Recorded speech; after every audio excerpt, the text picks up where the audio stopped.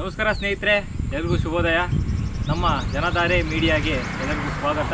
ನಾವಿಂದು ಚಿತ್ರದುರ್ಗ ಜಿಲ್ಲೆ ಹಿರಿಯೂರು ತಾಲೂಕು ಧರ್ಮಾಪುರ ಹೋಬಳಿ ಗೊಲ್ಲಳ್ಳಿ ತೋಪಿನ ಗೊಲ್ಲಳ್ಳಿ ಗ್ರಾಮದಲ್ಲಿರುವಂಥ ಸುಪ್ರಸಿದ್ಧವಾದ ಶ್ರೀ ಗೊಲ್ಲಳ್ಳೇಶ್ವರಿ ದೇವಸ್ಥಾನವನ್ನು ನಿಮಗೆ ತೋರಿಸಲು ಇವತ್ತು ಹೊರಟಿದ್ದೀವಿ. ಬನ್ನಿ, ಅದರ ಇತಿಹಾಸ, ಅದರ ಮೂಲ ಮತ್ತು ಅದು ಯಾಕಿಷ್ಟೊಂದು ಸುಪ್ರಸಿದ್ಧ ಸುತ್ತಮುತ್ತ ಊರುಗಳಿಗೆ ಅಂತ ತಿಳ್ಕೊಳ್ಳೋಣ. ಬನ್ನಿ, ಗೊಲ್ಲಳ್ಳಿ ದೇವಸ್ಥಾನ ನಿಮಗೆ ದರ್ಶನ ಮಾಡಿಸ್ತೀನಿ. ನೋಡಿ, ಇದೇ ರೋಡು, ಇಲ್ಲಿಂದನೇ ಹೋಗೋದು. ಈ ದೇವಸ್ಥಾನಕ್ಕೆ ಎರಡು ಕಡೆಯಿಂದ ಬರ್ಬೋದು. ಹಿರಿಯೂರಿಂದ ಬರ್ತಾ ಅಲ್ಲೊಂದು ಗೇಟ್ ಸಿಗುತ್ತೆ, ಆ ಕಡೆಯಿಂದ ಆದರೂ ಬರ್ಬೋದು. ಈ ಕಡೆ ಶಿರಾದಿಂದ ಅಥವಾ ಅಮರಾಪುರದಿಂದ ಬರ್ತಾ ಈ ಕಡೆ ಅರಿಯಬ್ಬೆಯಿಂದ ಆದರೂ ಬರ್ಬೋದು. ಬನ್ನಿ, ಹೋಗೋಣ ದೇವಸ್ಥಾನದ ಹತ್ರ.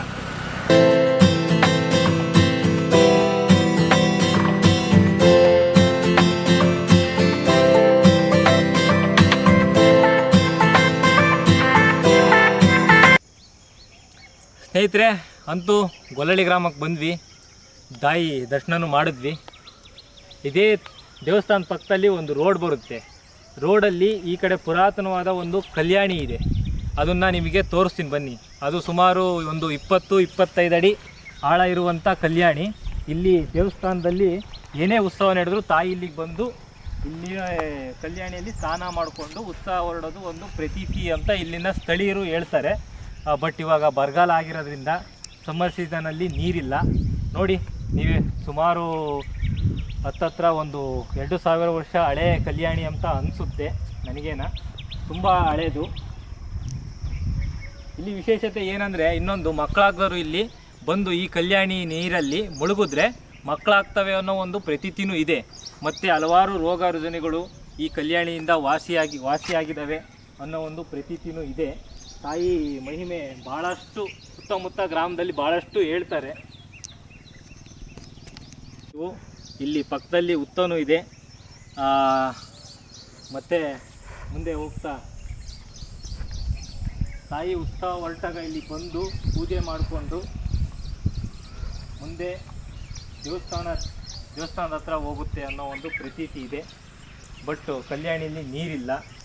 ಬನ್ನಿ ನೋಡುವ.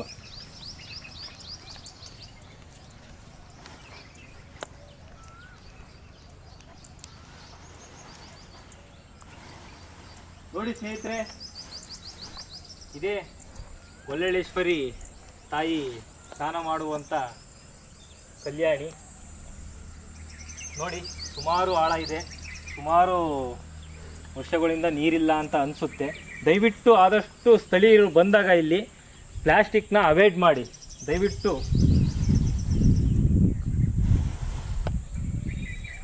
ವೇಸ್ಟ್ ಬಟ್ಟೆ ಹಾಕೋದು ಅವನ್ನೆಲ್ಲ ಸ್ವಲ್ಪ ಅವಾಯ್ಡ್ ಮಾಡಿ ಆದಷ್ಟು. ಸ್ನೇಹಿತರೆ, ಇವತ್ತು ಗೊಲ್ಲಳ್ಳಿ ಗ್ರಾಮದಲ್ಲಿ ನಮ್ಮ ಜೊತೆ ಹರ್ಷಾನಂದನ್ ಗೌಡ ಅವರು ಇದ್ದಾರೆ. ಇವರು ದೇವಸ್ಥಾನದ ಮುಖ್ಯಸ್ಥರು. ಅವ್ರ ಹತ್ರ ದೇವಸ್ಥಾನ ಇತಿಹಾಸದ ಬಗ್ಗೆ ಕೇಳ್ತಾ ಹೋಗೋದು ಬನ್ನಿ. ನೋಡಿ, ನಮಸ್ತೆ. ದೇವಸ್ಥಾನದ ವಿಶೇಷತೆ ಏನು ಇಲ್ಲಿ? ಸುಮಾರು ಪುರಾತನವಾದಂಥ ದೇವಸ್ಥಾನ ಪುರಾತನವಾದದ್ದು ಮತ್ತು ಅನಾದಿ ಕಾಲದಿಂದಲೂ ಕೂಡ ಇದು ನೆಲೆಗೊಂಡಿದೆ ಅಮ್ಮಯ್ಯರು. ಹಾಗಾಗಿ ಸಾಕಷ್ಟು ಜನ ಭಕ್ತರಿಗೆ ಬರ್ತಾರೆ. ಇಲ್ಲಿ ಅಮ್ಮನವ್ರ ಹತ್ರ ಏನೇ ಕಾಯಿಲೆ, ರೋಗ ರುಜಿನ, ಕೋರ್ಟು, ಹೊಲ ಮನೆ ಏನೇ ಸಮಸ್ಯೆಗಳಿದ್ದು ಅಮ್ಮ ಮುಂದೆ ಅವೆಲ್ಲ ಪರಿಹಾರ ಆಗ್ತದೆ ಅಂತಂದರೆ ಭಕ್ತರಿಗೆ ನಂಬಿಕೆ ಮತ್ತು ಅದು ನಡೀತಾ ಇರುತ್ತೆ. ಗೌಡ, ನಾವು ಒಳಗಡೆ ಹೋಗ್ತಾ ದೇವಸ್ಥಾನ ಮುಂದೆಗಡೆ ಕಲ್ಲಿನ ಕಟ್ಟಡ ನೋಡಿದ್ವಿ. ಅದರಲ್ಲಿ ಕೆಲವು ಮೂರ್ತಿಗಳನ್ನು ನೋಡಿದ್ವಿ. ಅದ್ರ ವಿಶೇಷತೆ ಏನು? ಆ ಮೂರ್ತಿಗಳು ಉದ್ಭವ ಮೂರ್ತಿಗಳು ಅಂತ ಹೇಳ್ತಾರೆ. ಇದು ಪ್ರತಿಷ್ಠಾಪನೆ ಮಾಡಿದೆ. ಇಲ್ಲಿ ಸುತ್ತಮುತ್ತ ಬಹಳ ಸುಪ್ರಸಿದ್ಧವಾದ ದೇವಸ್ಥಾನ. ವರ್ಷಕ್ಕೊಂದ್ಸಲ ತುಂಬ ಗ್ರ್ಯಾಂಡಾಗಿ ಜಾತ್ರೆನೂ ನಡೆಯುತ್ತೆ.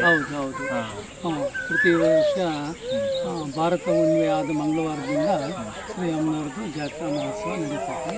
ಕಾಳು ಹಬ್ಬ, ಆಮೇಲೆ ಆರತಿ, ಅನ್ಸಂತರ್ಪಣೆ ತುಂಬ ವಿಶೇಷವಾಗಿ ಅಲ್ಲಿ ದೀಪದ ಕಂಬ ನೋಡಿದ್ವಿ. ಅದ್ರ ವಿಶೇಷತೆ ಸ್ವಲ್ಪ ತಿಳಿಸ್ಕೊಡಿ.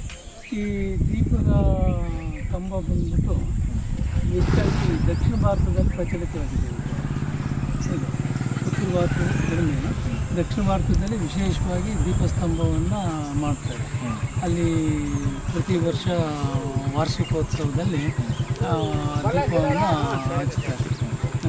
ಒಂದೊಂದು ದೇವಸ್ಥಾನದಲ್ಲಿ ಆಯಾ ದೇವಸ್ಥಾನದಲ್ಲಿ ವಿಶೇಷತೆ ಇರುತ್ತೆ. ಅವತ್ತು ಈ ದೀಪದಲ್ಲಿ ದೀಪವನ್ನು ಇಡ್ತಾರೆ. ನಮ್ಮಲ್ಲಿ ಜಾತ್ರೆ ಮತ್ತು ನವರಾತ್ರಿ ಇರ್ತೀವಿ. ಕೆಲವು ಕಡೆ ಏನು ಉತ್ಸವ ಜಾತ್ರೆ ಇರ್ತದೆ ಆ ಸಂದರ್ಭದಲ್ಲಿ ಇರ್ತದೆ ದೀಪೋತ್ಸವ. ಮತ್ತು ನಾವು ಒಳಗಡೆ ಹೋಗ್ಬೇಕಾದ್ರೆ ಅಲ್ಲೊಂದು ನಾವು ಮೂರ್ತಿನ ಇದನ್ನು ನೋಡಿದ್ವಿ, ಮೂರ್ತಿನ. ಹೌದು, ಅದ್ರ ವಿಶೇಷತೆ ಅದು ಕರುಗಲ್ಲು ಅಂತಾರೆ, ಬಲಿಪೀಠ ಅಂತಾರೆ. ಕೆಲವು ಸಂದರ್ಭದಲ್ಲಿ ಅದನ್ನು ಅಮ್ಮನವರ ಸೇನಾಧಿಪತಿ ಅಂತಲೂ ಕೂಡ ಶಾಕ್ತ ಪಂಥದಲ್ಲಿ ಹೇಳ್ತಾರೆ. ಬೇರೆ ಕಡೆಯಿಂದ ಬರೋ ಭಕ್ತರುಗಳಿಗೆ ಇದು ಹಿರಿಯೂರಿಂದ ಆಗಲಿ ಇಲ್ಲ ಶಿರಾದಿಂದ ಆಗಲಿ ಎಷ್ಟು ಕಿಲೋಮೀಟರ್ ಆಗ್ಬೋದು? ಹಿರಿಯೂರಿಂದ ಬಂದರೆ 26 ಕಿಲೋಮೀಟ್ರ್ ಆಗ್ತೈತೆ. ಶಿರಾದಿಂದ ಬಂದರೆ 2-3 ಮಾರ್ಗಗಳಿದ್ದಾವೆ. ಇದು ಧರ್ಮಪುರ ಮಾರ್ಗವಾಗಿ ಬಂದರೆ 48 ಕಿಲೋಮೀಟ್ರ್ ಆಗ್ತದೆ. ದೇವನಹಳ್ಳಿ ಮಾರ್ಗವಾಗಿ ಬಂದರೆ 42 ಕಿಲೋಮೀಟ್ರ್ ಆಗ್ತದೆ ಶಿರಾದಿಂದ. ಬಂದಿರೋ ಭಕ್ತಾದಿಗಳು ಉಳ್ಕೊಳ್ಳೋಕ್ಕೆಲ್ಲ ಇಲ್ಲಿ ಇದೆ.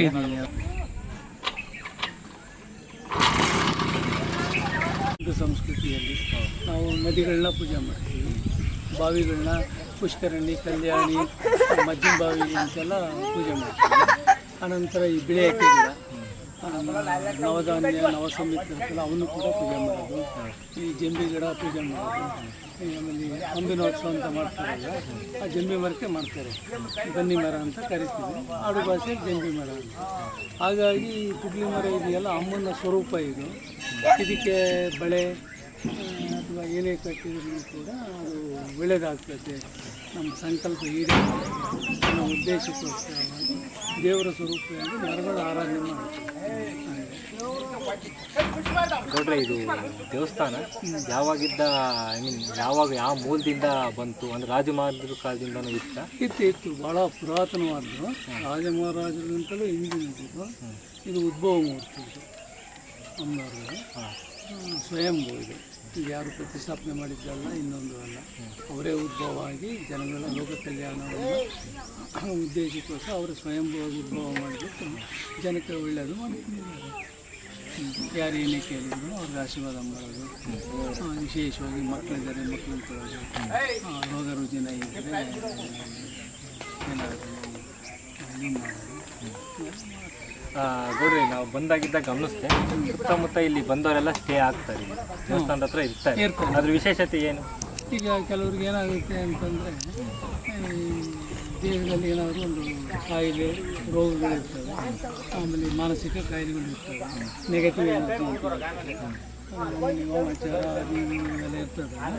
ಅಂಥ ಸಂದರ್ಭದಲ್ಲಿ ಅಮ್ಮನವ್ರ ಸನ್ನಿಧಾನ ಇದ್ದರೆ ಅದರ ನಿವಾರಣೆ ಆಗ್ತದೆ ಅಂತೇಳಿ ಕೆಲವರು 3 ದಿವಸ 9 ದಿವಸ ಇರೋದು ಎಲ್ಲ ಮಾಡ್ತಾರೆ, ರಕ್ಷಣೆ ಮಾಡ್ತೀವಿ. ಅದರಿಂದ ಅವೆಲ್ಲ ನಿವಾರಣೆ ಆಗ್ತದೆ.